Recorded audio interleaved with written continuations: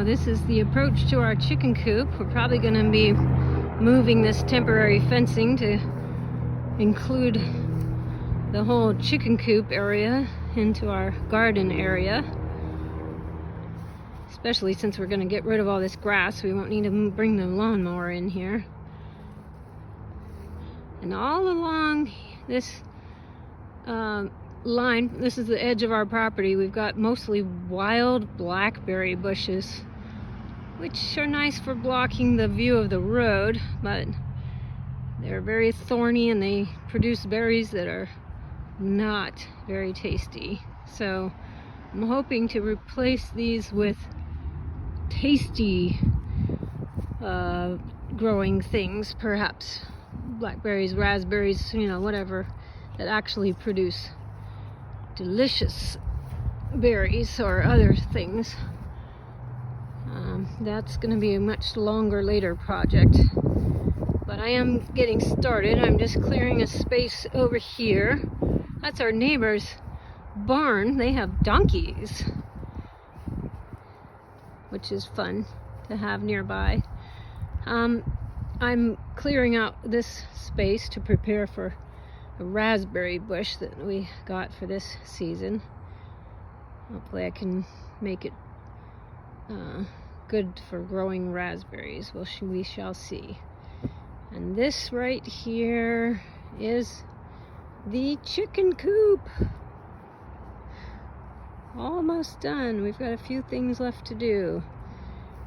The doors are hanging open because we still have to put the latch on that keeps the doors closed. And inside we still have our construction materials. And we have to paint the inside, keep it from having issues with the weather. So here we go, the inside of the chicken coop. That board is going to be what's called a droppings tray. It catches all the chicken poops as they're sitting on their roost bars, which will be up here somewhere, because they mostly poop while they're sleeping, or while they're roosting, I should say. So that board will catch all those droppings, and it won't go down into the bottom floor where all the bedding will be. It won't be quite as messy to clean out, but we will be cleaning that out periodically as needed. The door for them to get out into the run will be built soon over there. And then over here are the nesting boxes. Not quite finished, but definitely started. And we've got some windows that open up and they have hardware cloth on them so that no critters can get in from the windows while you're letting some fresh air in for the chickens. And with it closed, looks nice. I'm gonna do one last coat of paint for the white trim, and I'm thinking I'm gonna paint some kind of art on these doors here. I enjoy doing artwork. I've got a metal roof.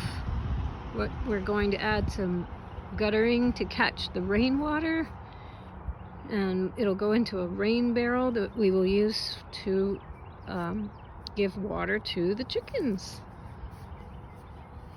This is the nesting box. We've got a clamp on this side and a latch on this side and a latch on that side. And here's the handle. You open the chicken box, the nesting boxes, and we have chain to keep it from flopping all the way down, but if you needed it to go down for cleaning purposes, you could just pull the little S-hook out of the eye hook we have there if you needed to drop the door down all the way for cleaning. And this is where we'll be collecting our eggs.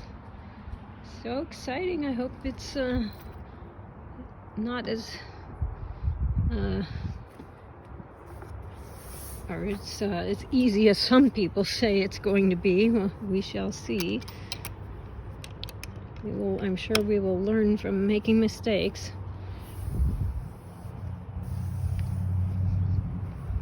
But this is the beginning. So exciting. Still have some paint work to do. And then down here it'll have hardware cloth so that the chickens can hide out under the coop for a little shade or protection. Hopefully they won't need much protection because this part of the run is also going to have a metal roof on it. And then at this end we're going to extend it another, I don't know, 4-6 feet or so. And this part will have only chicken wire on the roof area so that they can get some sunshine if they need it. We still need to bring in some more fill dirt to level it up. And then we'll fill it up with some sort of soft scratching material. I don't know what different things we're going to put in there, but we're certainly going to be giving them lots and lots of food scraps from our garden. You know, the tops of carrots and brassica leaves, like Brussels sprout leaves that we might not choose to eat, or any number of things we'll throw in here as food. And if we find any tomato hornworms that are not parasitized by the braconid wasp, if you don't know what those are, they're wonderful wasps that if you ever see a tomato hornworm with the little white eggs all over their bodies, don't get rid of them. Keep them on your tomato plant. The worm cannot eat anything because it has been paralyzed by the wasp and is going to be a food source for the wasp eggs, which will then develop into new wasps that will also prey on the other tomato hornworms you may have. And I almost never see the wasps, but they're obviously here because I see their eggs.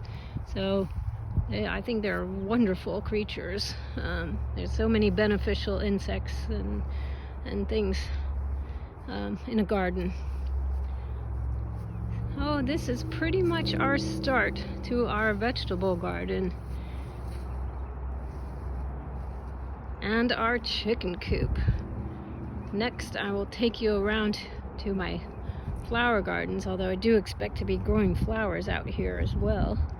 I love mixing the vegetables and the flowers whenever I can. They enjoy each other and they benefit from each other, and I love seeing them. So now we're going to go up and look at flowers that are developing.